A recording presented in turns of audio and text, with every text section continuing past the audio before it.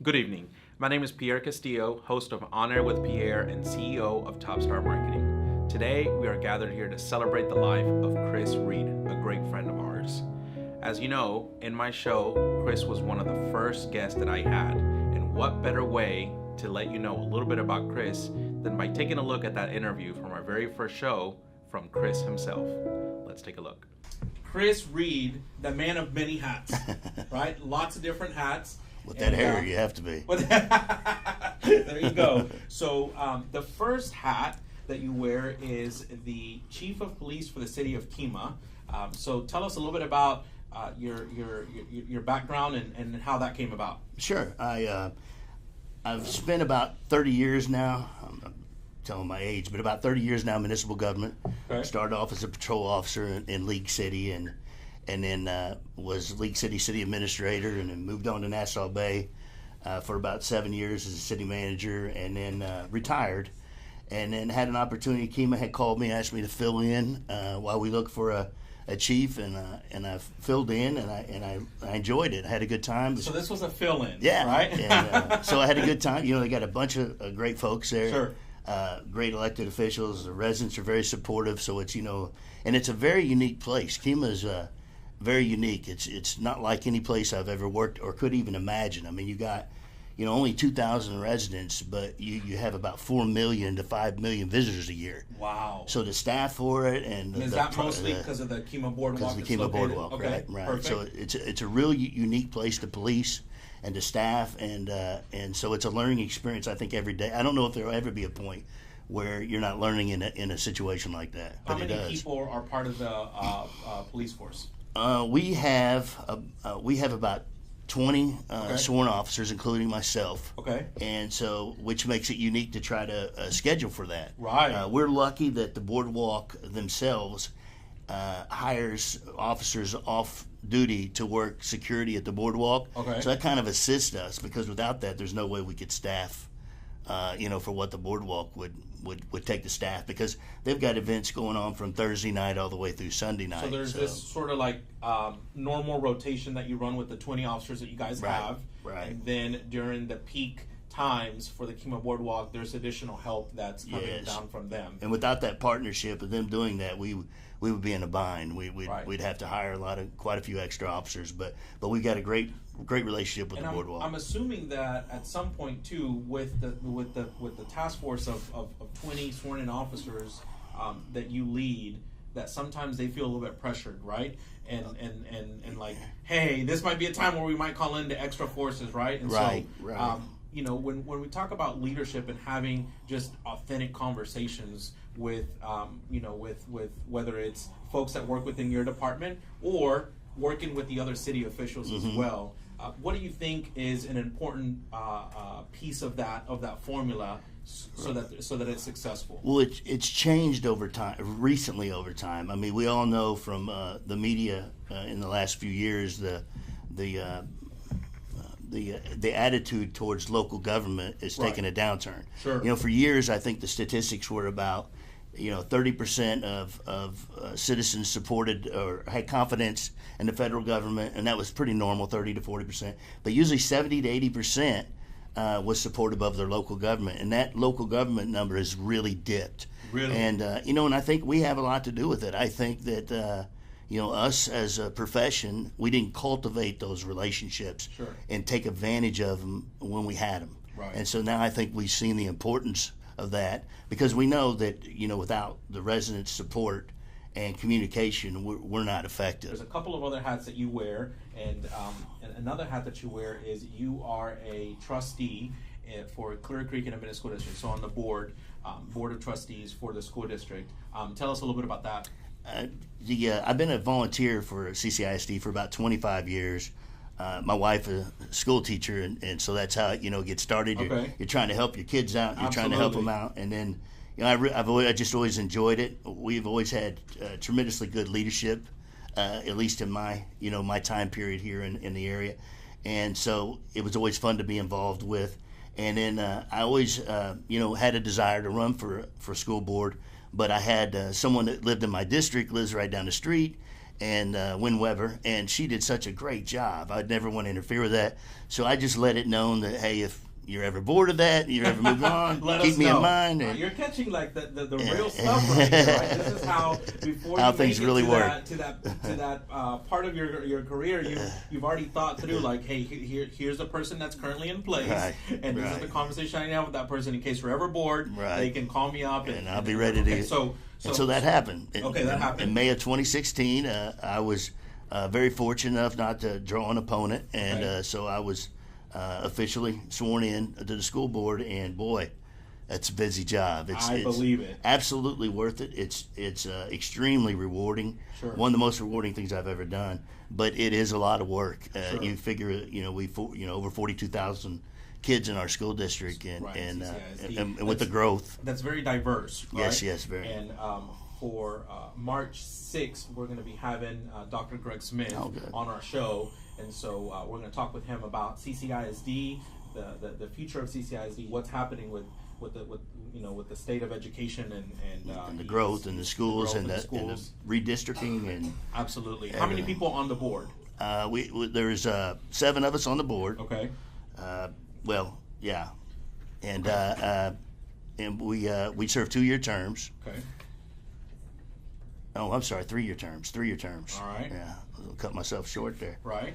Doing my numbers. So, and it's probably, no, it's not probably. It is the most, I think, effective board I've ever been on of any committee or anything. I mean, we come from a variety of different backgrounds, sure. and a lot of the folks that are on the board, I really didn't even know before I was sworn in. But they're helpful. They pay attention. They all kind of have their own little special interests that they pay attention to. Absolutely. That their background suits them. So it's very functional and cooperative. Right. And I enjoy it. But it's, like I said, it's a lot of work. Well, I feel like, not just with the conversation we've had about the city of Kemah, but also this conversation we've had about education, that we could spend tons of time talking about this. But before we go to our next short break, we're going to ask you, Chris, because I've actually don't know a lot about this, but I see on social media, on Facebook and stuff, that you're involved with some wrestling, or you're a referee. Tell me a little bit about that. It's you could tell he's from Texas because they call it wrestling. Wrestling. It's mixed martial arts. So the difference is the wrestling where they have turnbuckles is I don't want to spoil it for anybody, but it's a little bit different sport. But yes, mixed martial arts. Mixed martial arts. Right, MMA. Okay. Yes, with UFC being the largest promotion, I guess you'd say. Okay. And so I participate. I was a professional fighter for several years, and built relationships within those groups. A lot of good folks in the business. And when I stopped fighting at the age of 45, which is probably about 10 years too late, I still wanted to be a part of it. So I got my referee's license, and now I'm able to referee a lot of our events throughout Texas. So nice. And so when you referee, what is that? It's scary. You're in the middle of the action. Yes. And you better be watching. Yeah. 360. It right? Just it's so unusual because when you're in there as a participant, you're kind of focused and you don't know what's going on, and you're just focused on one thing. My experience for the very first time in there as a referee and watch those guys punch each other was like, wow. I mean, it's just like that. It's just it's scary, right? Because you have a calm mindset and you're watching everything go on. Absolutely. So it's a huge difference of being in there. And obviously, one of my reasons I wanted to be involved with safety is very important to me because these young fighters out there, they're most of them aren't going to make a living at that. And it's important that they have their faculties together. Absolutely. So that they can make a living for their family and they can enjoy this as a hobby, or right. Some of them do get to move on. But safety is a very safety not just in the cage of fighting, but also safety in the way the business is done. To make sure that it's fair and not corrupt, and we kind of keep that out of the sport and look at it as more of a martial art than a fight. Well, so we can assume that, with the type of positions that you currently hold, that the faculties for Chris Reed were not affected. Yeah. They were good during the fighting years, and they were unaffected during the fighting years, and you're in tip top shape. There you go. Well, Chris, I cannot think of another more qualified person to come hang out with us and talk to us. And I think that the viewers and the folks here can agree that the great work that you're doing speaks for itself.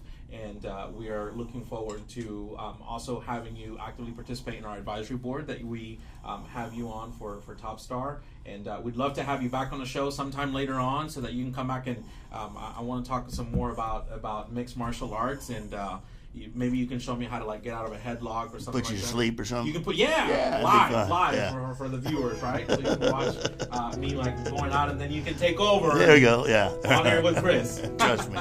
Chris, thank you so much. Thank you very much. I appreciate it. And we look forward to having you back on the show soon. Thank you very much. All right, I appreciate it. Let's give him a big round of applause. Thank you. Appreciate it.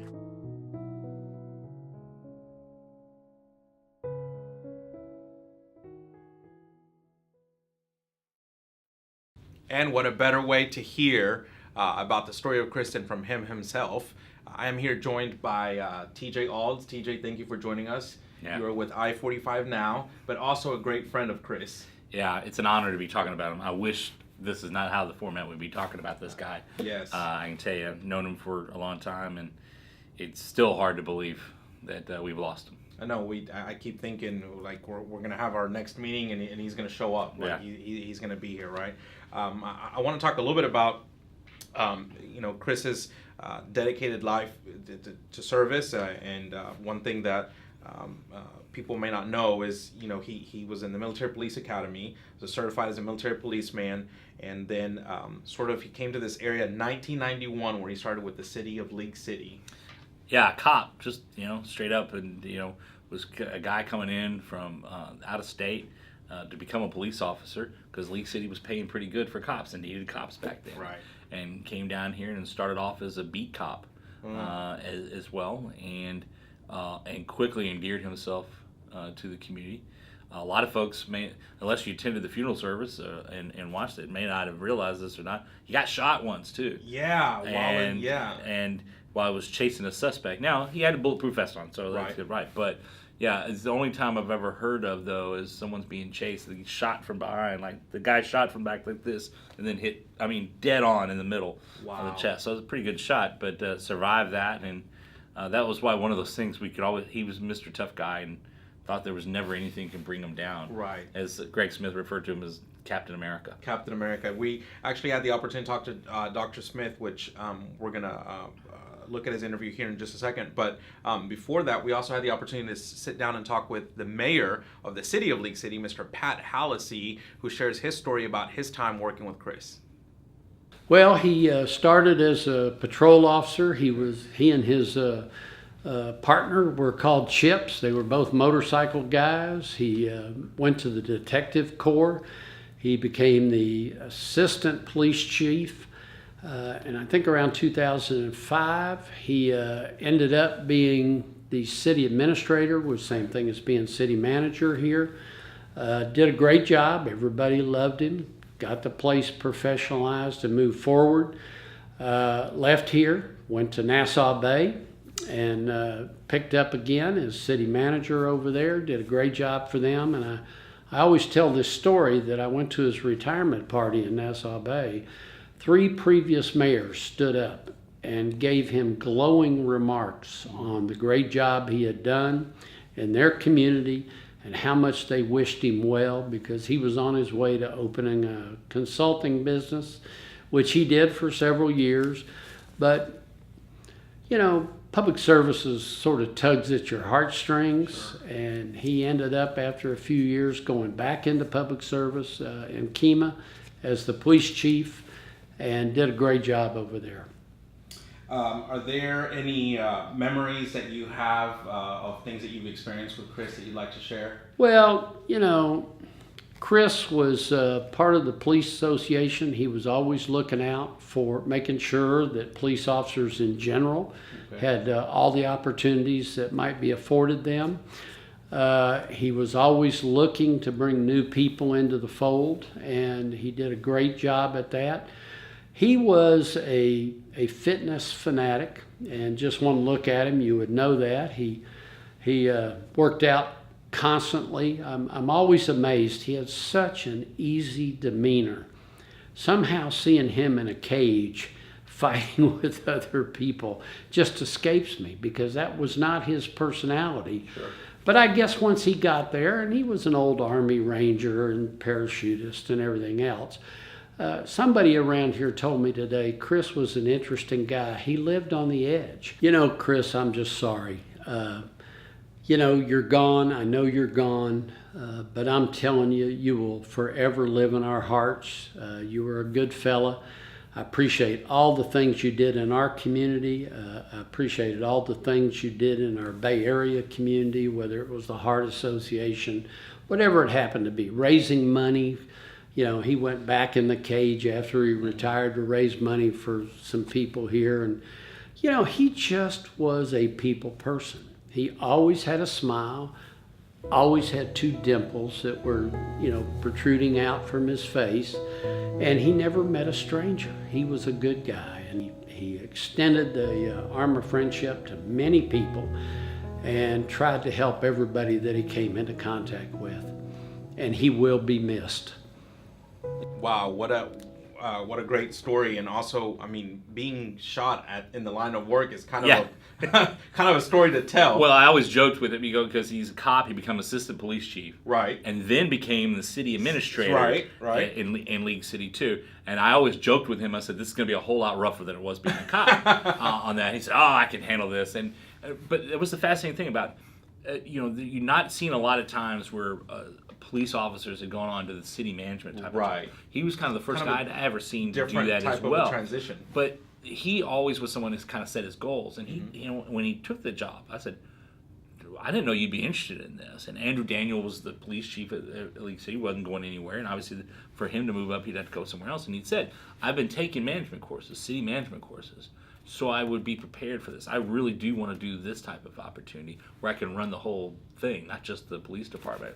So then, fast forward to 2009, he joins the city of Nassau Bay. Right, and this goes back to what I was talking about, how rough it was at League City. Okay. Because it wasn't the cleanest of exits from, you know, at League City, as League City is prone to do. Sure. Politics take over, and after an election, things change over and everything else. So the writing was on the wall that, you know, that Chris was going to be leaving. So he made an agreement to leave the city, and then had other opportunities. He was kind of looking around.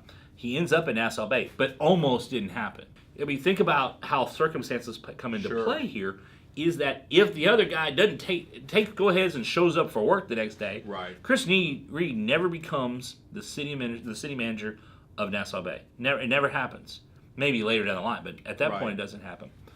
And that's key for Nassau Bay, because people who don't remember what Nassau Bay looked like back in those days, it was those old Apollo era buildings that had been built that were empty for the most part, run down. There was no infrastructure.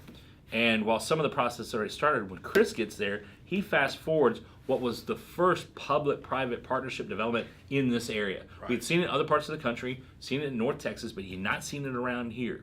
And that goes to create what we see there now: the shopping, the office buildings, the Marriott, the new City Hall. The new City Hall, all of that development comes because he's able to get to Nassau Bay, takes advantage of the law that had been written to do where the public side of things, the governmental side of things, works with private developers. Right. And says, all right, we're going to do these deals for you, and in return for that, you're going to build us a city hall that's also going to be our new police station. You're going to build this and this and this, and then we get all that. And that's what he's able to work out with Griffin Partners to create that. So what we see on Nassau Road 1 now, the entrance of Nassau Bay, which looks great with this town center and everything else, that happens under his watch. Absolutely. And just so it goes into the opportunity that almost got missed. Right. And the because that it ultimately the other guy didn't take the job, Chris was available, he gets the job, and then Nassau Bay is better for it. Now, the mayor today, Mr. Mark Denham, and he joined us here in the studio as well, along with Don Matter, who shared with us their story and some experiences and some memories that they had with Chris. Let's take a look. I will tell you, it was like father, son. And he actually called me father, and I called him son. Mutual respect back and forth. He came to us, and he was a Class A individual who brought a solid staff to the city and made his mark on the city as a team player, and his employees would follow him over the cliff if necessary. What do you believe is the impression that Chris left on the city of Nassau Bay? Organization, improvements, overall hometown feel, security. Chris just lifted a whole number of things. The city was great, but Chris found a way to make it greater. What is something that Chris taught you personally? Personally, it's the hard work ethic and dedication to his employees. He was always looking out for his employees. To Don's point, they'd follow him over a cliff. He led by example. The other thing I would say, he would always take a problem head on.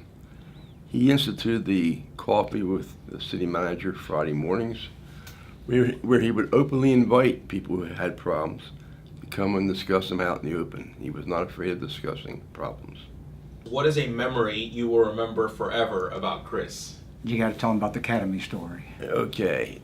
When we first hired Chris, he called me at work. He says, I think I might have made a mistake. He says, you may see me on the news tonight. He and his daughter were down at Best Buy in Lake City buying a new dishwasher. Academy, okay. He came out of the store and his daughter Logan said, look, Daddy, that guy's beating up that lady over there.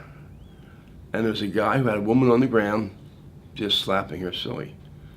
Chris went charging over there to him. The guy looked up and saw Chris, reared back to make a swing, and he saw the size of Chris. He turned and started running. As he ran through the parking lot, there were hedges there. Chris says, now look, he said, I caught up to him. I couldn't jump the hedge, but I could go through the hedge. And Chris tackled him, had him pinned down on the ground. The guy says, don't hit me, and he started yelling for police. This was all captured on videotape on the Lake City police cruiser pulling in. I said, Chris, who would be concerned about this? You saw a problem, you took action, and I feel very safe being around you. It was classical. That's the most momentous thing I remember is the story of Academy. In general, I just remember Chris being, such warm to the community. And like I say, he took over a city that was doing well. He just improved everything and never missed a beat. He was so responsive and is on top of things. And now when he announced his retirement after 7 years, my biggest memory was I went to him 3 times during the period that he had announced. He gave us 6 months. Asked him, would you reconsider? Would you reconsider? And before I signed the offer letter to the next incoming city manager, I called him up one more time. Okay, Chris, one more time. Would you reconsider? And he politely said no. But the best thing is Chris stayed in Nassau Bay with us and remains it. And the next thing you know, he's on board of the Clear Creek Independent School District, which is a great thing for him, which is something I think he always wanted to do. He was a staff of seasoned, trained employees that knew how to run everything properly. His main thought was if you hire good people, it makes your job a lot easier. He was a great judge of character because he had such a strong character.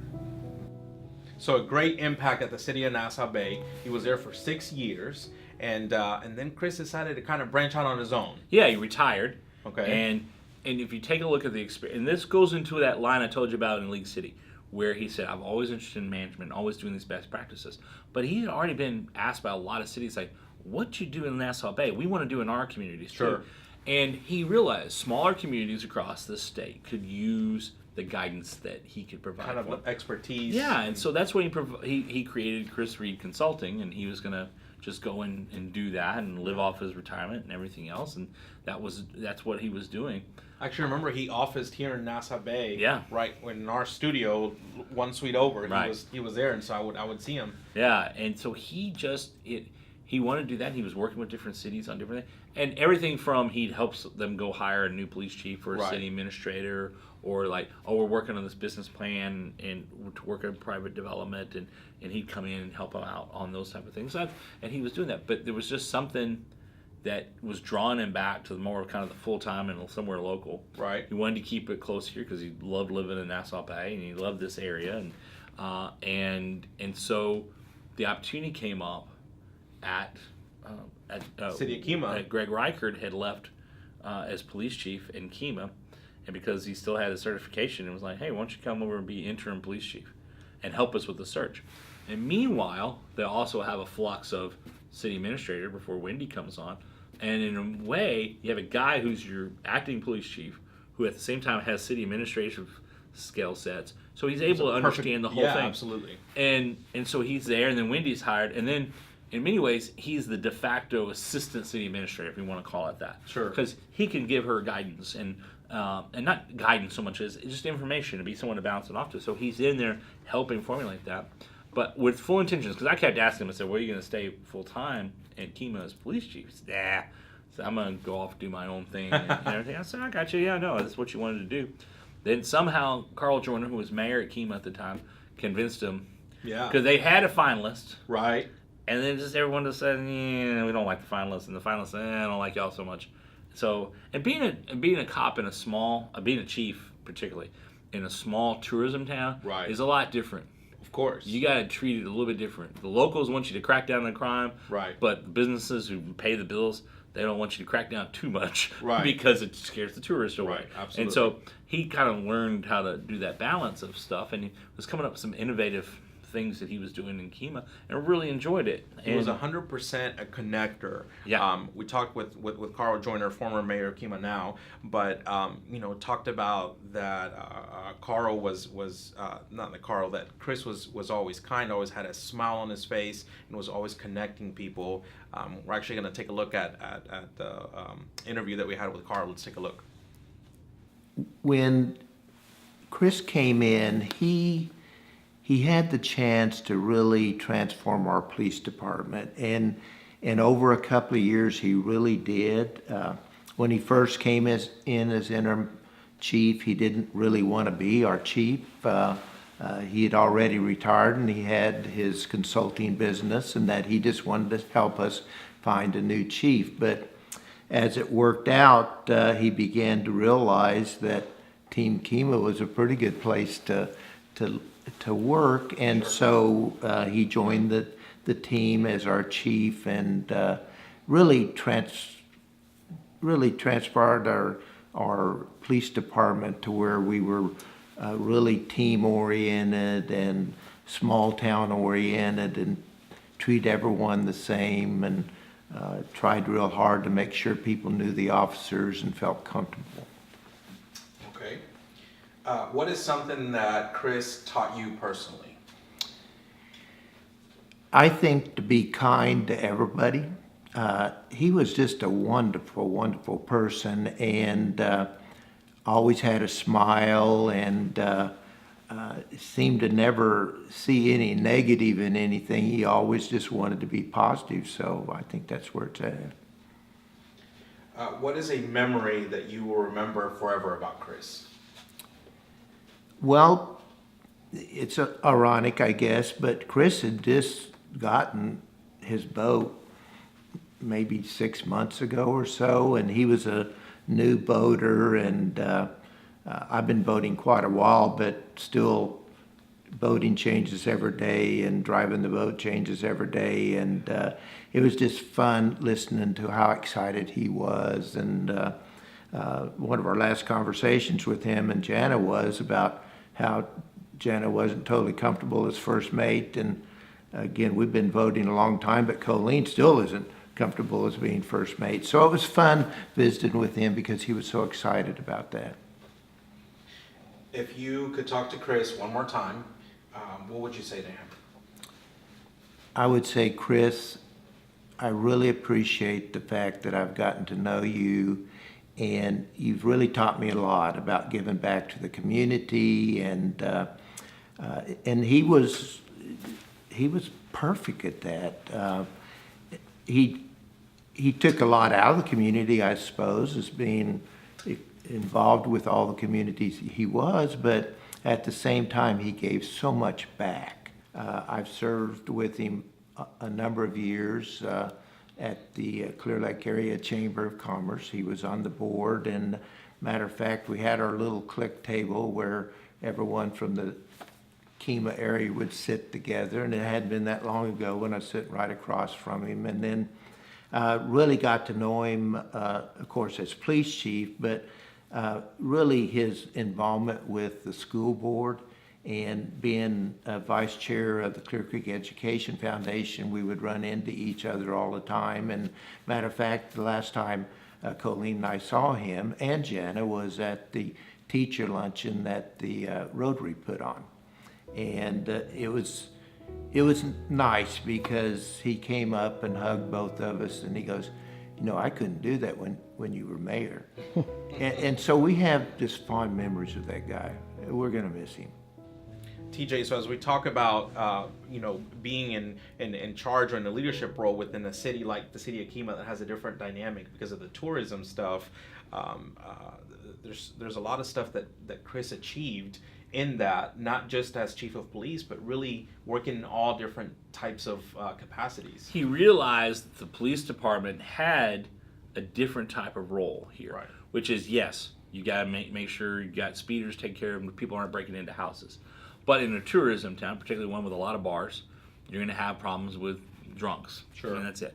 Now, you can take the approach in some towns, which is go crack down on drunken driving and right, public intoxication and stuff like that. Problem is, when you get a reputation like that in a tourism area, and that is paying the bills in Kemah, you can really hurt that population or hurt the business there in town by doing that. But at the same time, you don't want to ignore people misbehaving or what could happen if someone's been drinking too much. Sure.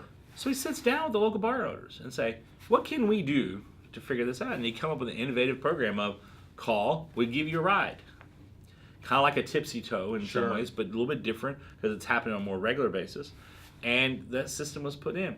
And if you talk to owners of the establishments there, they appreciate that because that means, yeah, police are involved, but it's not hey, you're in the back of a patrol car going home, going to jail. Right. You're in the back of a car going home. Right. And worked with the bars to help fund that and everything. And so people got home safely. Yeah. And if they were in trouble, that means they were off the street, not causing a problem. Because in all reality, public intoxication, you don't want them behind the wheel because you don't want them drunk driving, but also public intoxication, that hurts your image too if some drunk guys wandering down the street yelling at all the other people in town. So you eliminate several problems with this one move. Sounds simple enough, but a lot of communities wouldn't do that. And he understood, how do I balance that? And you talk about connector. He got folks who would never talk to each other about stuff like this to come together and say, this is what we're going to do. That was a big thing for the city of Kemah, and he just implemented the last spring break, not this past one, but the one before. Right. And that's really out-of-the-box thinking that Chris Reed was known for. Sure. As a matter of fact, the city administrator, Wendy Ellis, who we also talked to, talked about being the person that when there was an out-of-the-box request, when there was a time where somebody was wanting to know something about ordering something, and we're like, well, we don't know where to do that, that Wendy would always say, we'll go talk to Chris. Right. Chris he knows somebody, or he will get us connected. Let's take a look a little bit about what Wendy had to share about her experience working with Chris. So I'm not sure that I can really quantify everything yet, and I think that will remain to be seen. But I do know that one of the things that sometimes happens in municipal government is that because of the responsibilities of each of the different departments being very different and their objectives being very different, each department can kind of become its own silo, and they tend to work independently and take care of their business, but maybe not necessarily understand what everybody else is doing that contributes to their goals and objectives. And Chris and I shared a mutual belief that that's really an unhealthy way for an organization to work, and that everyone needs to understand what the other people are doing. And in a small organization like ours, they all need to be able to kind of jump in and be cross-trained and things like that. So Chris really helped because as a police chief, he championed that cause, right? He championed that management style and that teamwork, and he was willing to do whatever it took to support the overall big picture vision for the organization. Chris was the Easter Bunny. He was a Christmas decorator. He was the police chief. He was an ambassador. He was a workhorse when we needed it. And so he set the example. He was willing to reach across and do all of those different things. And so it really sets a high standard for our employees. And I think that will be probably one of the biggest impressions that he left on our organization. Chris was just great at connecting people, and he was great at thinking outside the box and finding other ways to get things done, and just bringing resources and people together. And Chris was really strong at seizing the moment and taking advantage of the opportunity as they came along. And I think those are all things that I hope I do some of that too, but Chris definitely reminded me on a daily basis to look for those opportunities and to take advantage of the situation when it came along. So, and then just, Chris was a great example of what it is to be a leader and a mentor and a friend, and in the midst of everything that he did, still keep his family at his focus as well. Sure. And so finding a way to balance all of those things and kind of making it look easy. That was what Chris did. So I think if I could talk to him one more time, I would just make sure he knew what a good friend he was to me. When you work with somebody on a day-to-day basis like that, you recognize the mutual respect and the professional relationship, but it's not until somebody's not there anymore that you really realize how much you interacted with them as a friend as well. And that's what's really that's what's been really prevalent for me this week, is recognizing that Chris isn't there in the way that we would send each other text messages and, kind of inside jokes. And anytime I was trying to think through something, even if it wasn't related to his responsibilities or anything like that, a lot of times I would be like, hey, are you here? Come over and see me. And and then that conversation would lead to another completely unrelated conversation. And that would go on and on. And I just don't think I really, truly realized what a great friend I had. And how much I really valued that relationship. And I think he knew. I think he knew that we worked well together and that I appreciated him. But I don't think he really, but I don't know that I ever verbalized what a great friend he was. And I think that would be what I made sure he knew. So, like Wendy said, and different ideas, different out of the box, and also involved in not just municipality stuff, but also the education sector. Yeah. Chris became involved as a school board trustee for CCISD. Although his involvement with education was way before that. Sure. His wife Jana was a teacher. Yes. A third grade teacher for the longest time, and then he was already involved with, not only because of what she was doing, but also through the Education Foundation. Anytime the Clear Creek Education Foundation called and wanted something, he was there for them. Right. He got a kick out of going into classrooms and hanging out with kids. So his involvement with education was long before he ever decided, okay, I'm going to run for school board. But he felt that was his next call. Right. Public service, public service, public service. That's Chris Reed. Sure. In every aspect of his life. Public service, public service, public service. So Dr. Smith gave a great speech at his service. We also had the opportunity to sit down with Dr. Smith. We visited him in his office at the main school administration building, and here's what he had to say. So Chris left an indelible impression on Clear Creek ISD, and not just Clear Creek ISD, but anything that he touched. Chris, in my opinion, was the torchbearer for Clear Creek ISD and for kids that needed a hand up, not a hand out. He's a role model, a great mentor, a connector, someone that didn't sweat the small stuff. But what he left us with most is just an indelible mark of a can-do attitude and making sure that of all things that we do, kids will always come first. What is something that Chris taught you personally?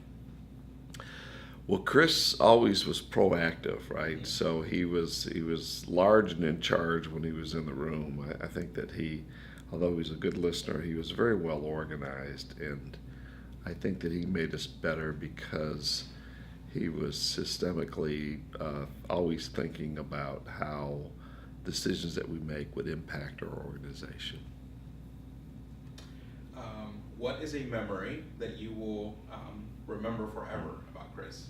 One, right? So there's a lot of memories that Chris is going to leave us with. But most of all, I do believe that as we were walking off the stage after one of our graduation ceremonies, he turned to me and looked and said, "This is why we do what we do." And he says, "We are here to help kids get them through this phase of life and to do it in a manner in which they can flourish." And I think that holds true. I think that all the board members take great pride in that, but he especially wanted to take a moment and said, "I wouldn't have missed this for the world." I want to share a second moment with you. Please. And that is that his son graduated 2 weeks ago, Chase, and one of the privileges of a board member is to be able to hand their child a diploma upon graduation.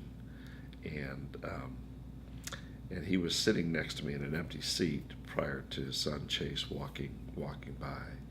It was so interesting because he was sitting there and he thought his name was going to be called next. So he was about 5 minutes early. Oh. But that's Chris, always early, right?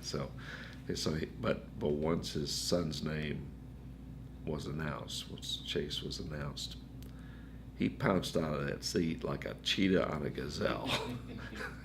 And he gave his son such the longest lasting bear hug. I thought he was going to break his rib first. He was just totally enveloped him.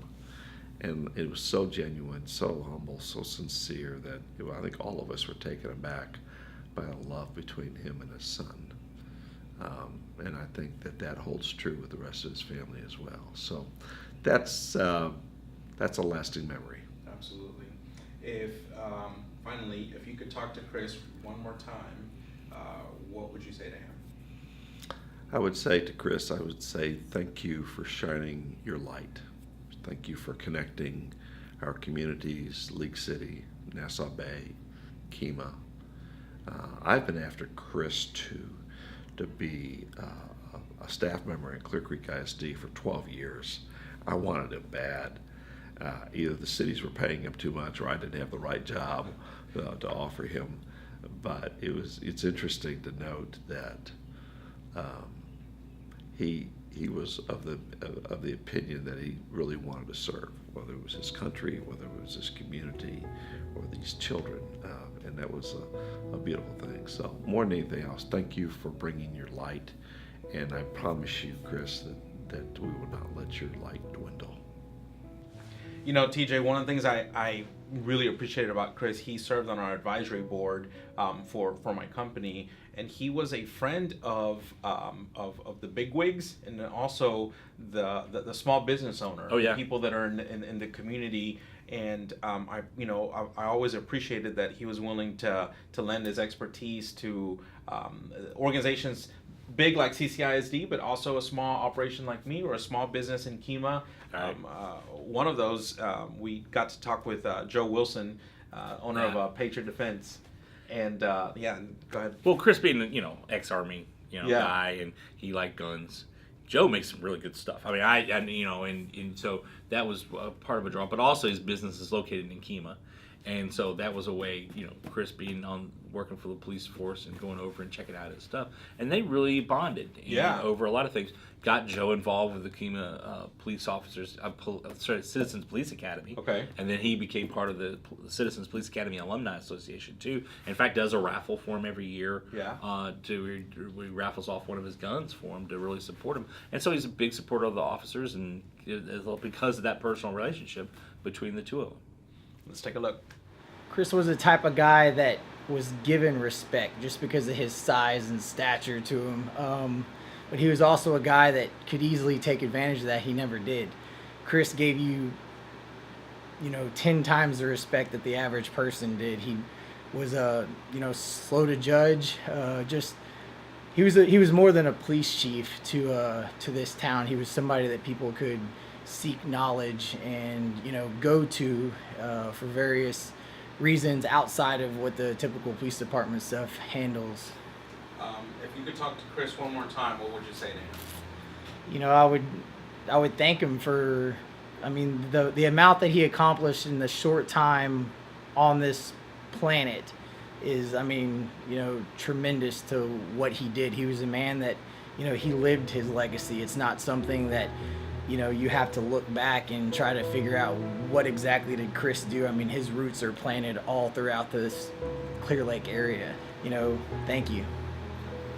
So, TJ, I think one of the things that people really remember the most about Chris is that he really was a dedicated family man. Yeah, and in love with his wife. Uh-huh. It's one of those things you kind of know. Mm-hmm. But I said this a lot the week of his memorial service, that Chris was always the guy we wanted to be, but it was also the same to say that when you looked at Chris and Jana, you would say, that's the couple we want to be. Sure. Too. Just the way they looked at each other. And they looked like a mixed match. However you would mixed match up. Because he's this big old burly guy, Jana's this little bitty thing. And I would always joke that, that you two, I don't know how y'all come together, but high school sweethearts, everything else. But he was a good family guy.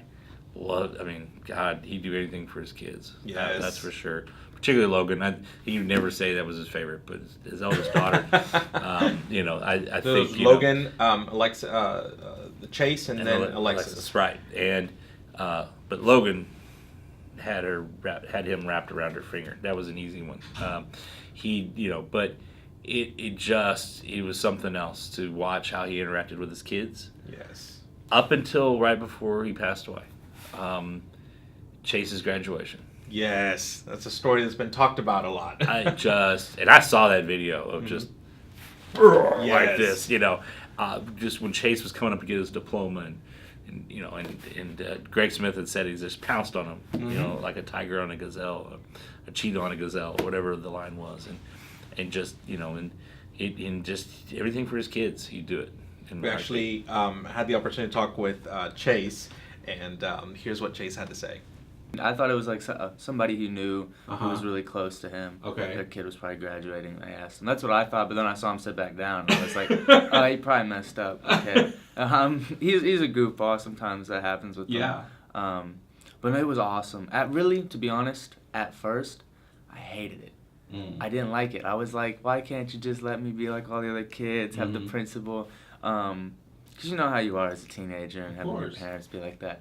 But after I hugged him and saw the look on his face, and my mom had told me afterwards, she was like, he was so happy all week, he'd been talking about this.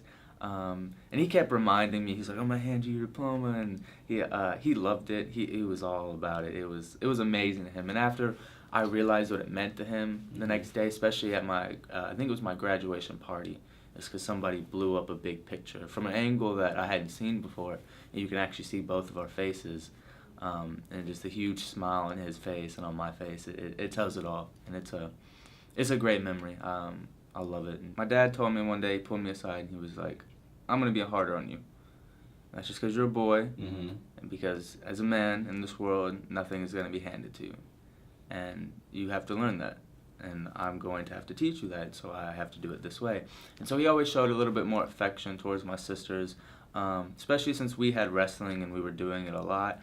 He didn't really have as much time with them, so in the house, he was always treating them a little bit more softer and kindly. He was always kind of joking with me, and we were kind of just being bros, busting each other back, back and forth. But no, he was always like, would buy them gifts and get them things. And I've always been sweet to my sisters. I love them. You're very close. Yeah, my older sister was actually my first best friend, because being adopted, I was very shy to make friends. And she was like the first new person I met who was towards my age. So, no, it was, I love my sisters to death. Childhood in the Reed family, it was really nice, actually. I'm adopted, so I started out foster home, but when he brought me in, it was it was a lot of light that came into my life, a lot of goodness. He taught me a lot. Basic things that I've really seen a lot of people in my generation not really have, like common sense and manners was a big thing to him. Manners and respect, respect towards everybody. But growing up in the house, you had to be a Notre Dame fan 100% of the time. Okay. Nothing else. I threw up some hook 'em horns one time, and he wasn't about that. Wasn't allowed. Nah, we learned that real quick. We had some traditions growing up. Every Easter, we had a crawfish boil. Okay. It was real fun. Loved it. We actually got a few pets from it. We got a couple of turtles.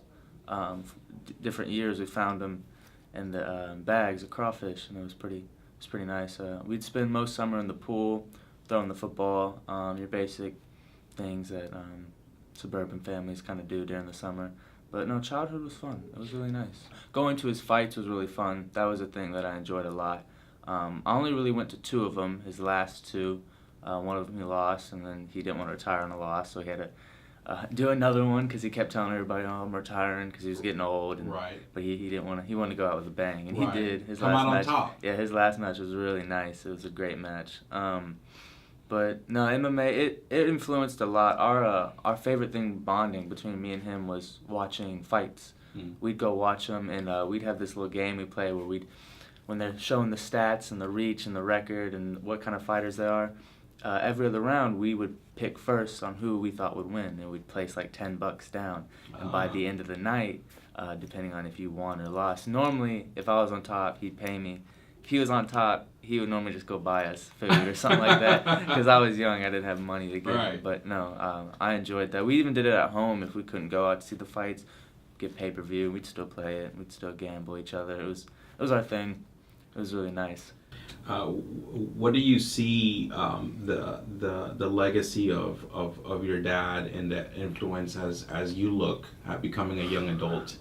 Some big shoes to fill, to be honest. There was some really big shoes to fill. I never really thought he was, to put it this way, he came up to me one day and he asked me, if the biggest dude at your school came up to you and wanted to fight you, what would you do? I'd be like, I'd fight him. He's like, so you're not scared of nobody at your school? I'm like, Dad, the only person I'm scared of is you, and nobody compares to you. So if it's just you, like, ain't nobody coming close. So, no, it was really hard, with the challenges of like being his son. I feel like it's going to be very hard to live up to him and fill those shoes. So wrestling is also part of, this is an impressive resume. Yeah, I don't think there's anything more impressive to me is finding out about his MMA and his wrestling background. Right. I kind of knew he wrestled in high school and the like, but I was actually teasing him one time. He was at LCPD, and I was teasing him. I said, "What's the deal with your ears? They're always like out and puffy and stuff like that. What are you doing?" He says, "Well, I'm in MMA." I went, what is that? And he's explaining it to me. He said UFC. I said, "Oh, okay. I have a friend who was involved with the UFC." And I said, "Okay, I got it." And so you do that? He says, "Oh, yeah. And I was like, "Why?" He says, "Oh, I love it. I love it. I get to fight and I get to wrestle and everything else." And I was like, "Okay, that's pretty cool." And I actually watched a couple of his matches. The Celtic Tiger, the Irish in him, and and everything else. But the interesting thing about his fighting time is that whenever there was a purse, and if he would win any money or get any money from that, he didn't keep it. He gave it to nonprofits. Right. He looked like a walking billboard too. He'd have the people he was fighting for on his outfit, and he gave whatever money he got from that to that. He actually he started a nonprofit or a group for wrestling.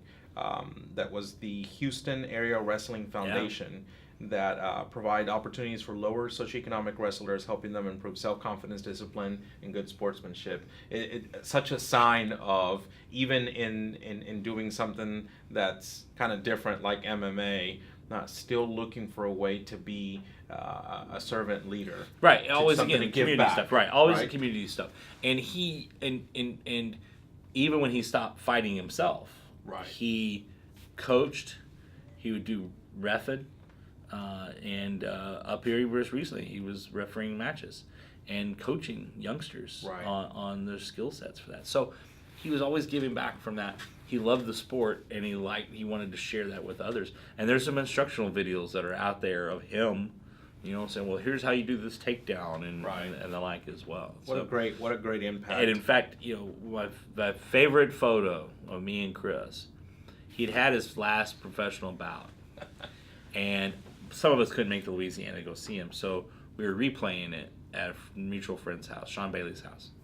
And that photo, there's a photo of him just locking me in this headlock. Yes. I actually begged for that shot. I wanted it. And so he does that shot. I love that shot. I do. And God, what I would give to have that, to reenact that.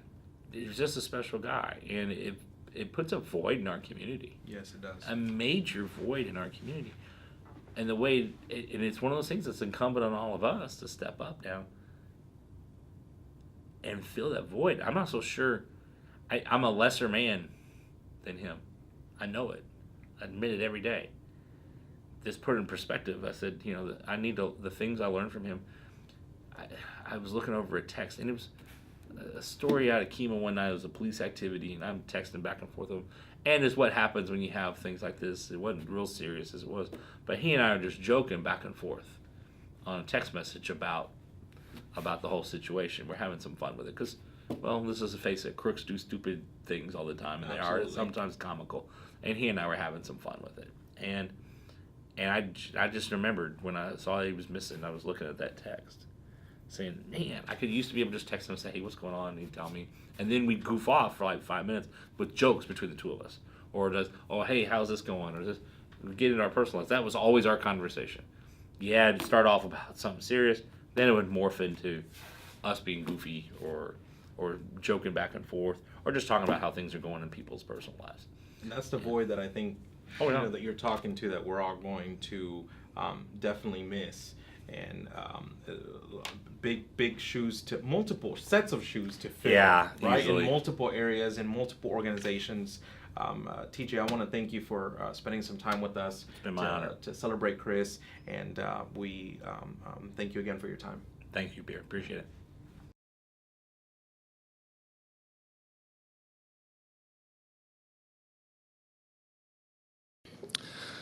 Chris Reed, what can we say about him?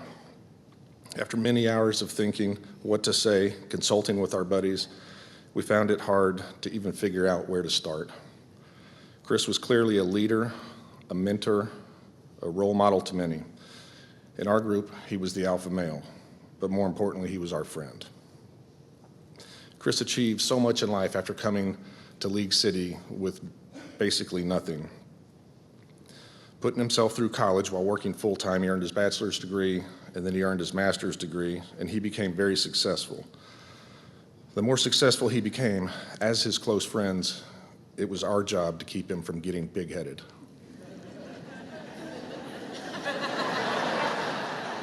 Clearly, we failed.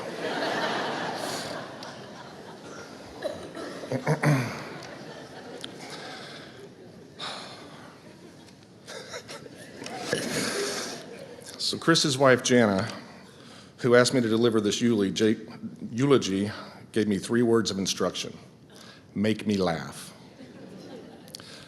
If we didn't poke a little fun at Chris, Jana and Chris would be terribly disappointed. In fact, Chris would consider it a weakness if we didn't take a few shots at him. Speaking of laughs, I distinctly notice among the law enforcement people in here, the men that are not in uniform, there's 2 kinds of them: those with brand new suits or those with suits that are a little bit too small. So, and that's some of the National Academy guys back there too. So to say Chris was obsessive or OCD, that's certainly an understatement. Anybody who knew him knew that when he got into something, he dove in head first 100%. When he picked up the hobby of hunting, he went out and bought the best rifle, the best scope, the best of everything, and he just went all in. Chris did not know the meaning of the word quit, which is surprising because he didn't know the meaning of a lot of words he used. To prove our point about Chris being OCD, A great example would be if we gave Chris one brick, just a brick. In 1 week, he would be the president of the Masons Union. He would have engineered a method for laying bricks that is now the new industry standard. He would be on the board of directors for Acme Brick Company. He would have started an apprentice program for underprivileged kids to become bricklayers. And his personal vehicle would be made out of bricks and probably electric or solar. Chris wanted to donate his brain to the CTE Foundation at Boston University for concussions. After some somber conversations with the medical examiner, I had to inform Jana and the family that when they went to remove his brain, all they found were 2 marbles, some kite string, and a Tonka toy. At which point we got a very well-needed laugh.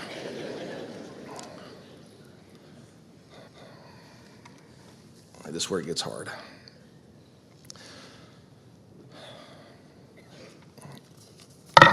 Along with his OCD, he was also the most competitive person anybody in this auditorium ever met. He was the most competitive amongst us. He was always first, no matter how hard we tried. But in this case, his being first leaves a huge void in our hearts and our group. Still can't believe he's gone. I don't think it's sunk in yet.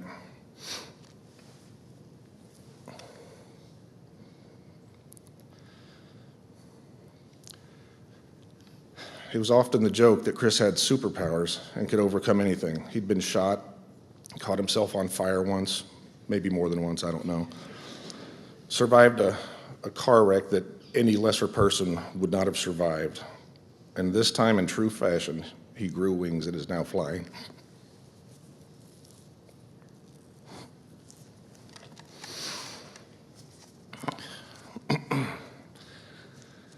So in closing, I'm at a complete loss of words. I feel like if I keep talking, this isn't happening. It's not real. So I don't have to deal with the reality of Chris being gone. Commander Karen Damon of the Coast Guard told me she has never seen a community response like what our community did for Chris. That's a testament to the kind of person Chris was. So this has to end. So from our pack of idiots, Jana, Logan, Chase, and Alexis, we want you to know how sorry we are, how much we wish we could do something for you all to make it better. You know, each one of us and our wives and our children will always be here for you.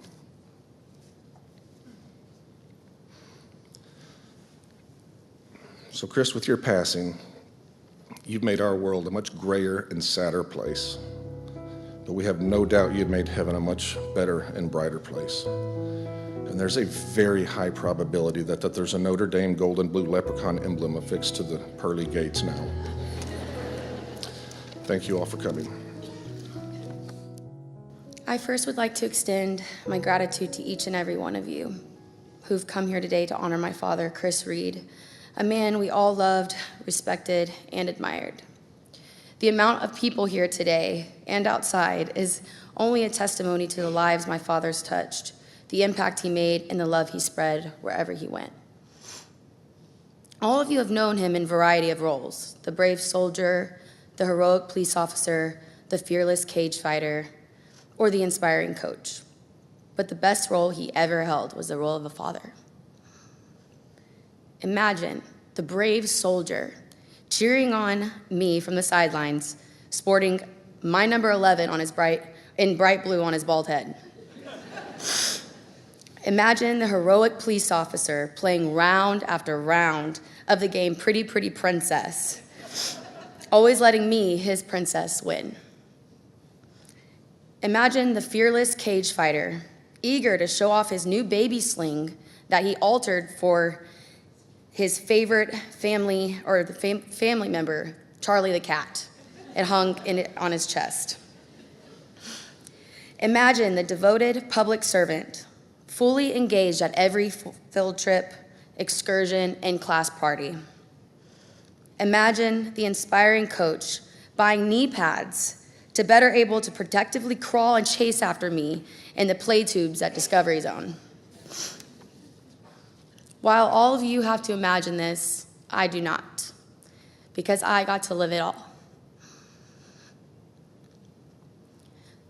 I know who he was and what defined him.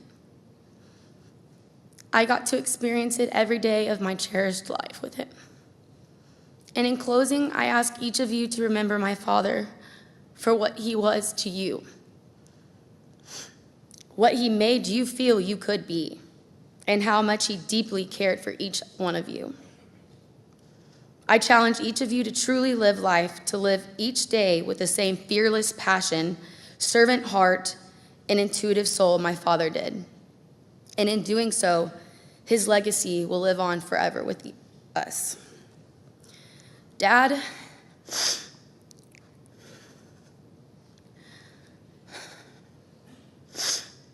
today you go to a place I am not ready for, and you'll have to go there without me.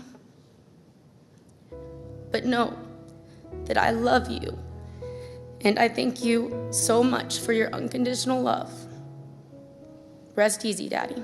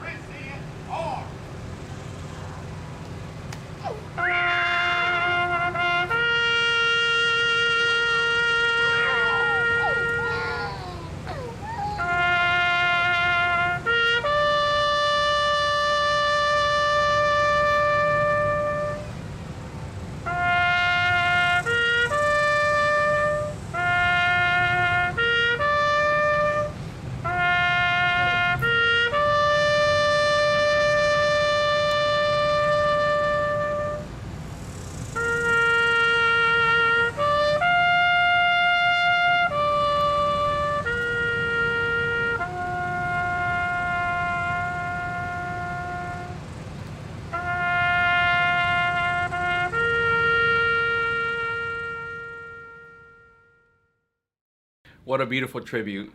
Well, we want to thank everyone for tuning in today, and I got to share that, I knew Chris for almost 10 years, and when he came on our board, on our advisory board for Topstar, and served a whole full year, which was in 2018, it was amazing the contributions he made to our company and the contributions that he made as a person, giving of his time and his talent and his expertise. And I think one thing is clear is that I've known all along that he was a kind and loving person. It's just sad that it's taken this series of events to realize how many different people he impacted. But it's just so great to see that it was on a positive way, and that people had such great memories of him, and that he's definitely going to leave a void in our community. But we all know that he led by example, and is leaving a legacy that we can all aspire to be like Chris, and to be kind, and to be proactive, and to be selfless and giving. And we hope that those folks that tuned in tonight can really see and feel empowered by the example and the legacy that Chris leaves behind. Chris, my friend, we will, until we meet again, see you soon.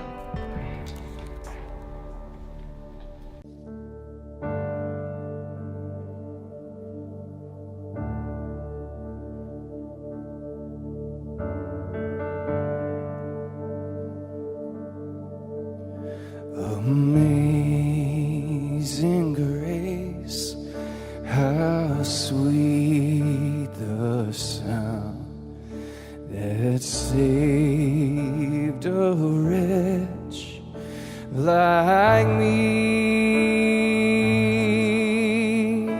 I once was lost, but now am found. Was blind, but now I see. 'Twas grace that taught my heart to feel my fears relieved. How precious did that grace appear, the hour I first believed.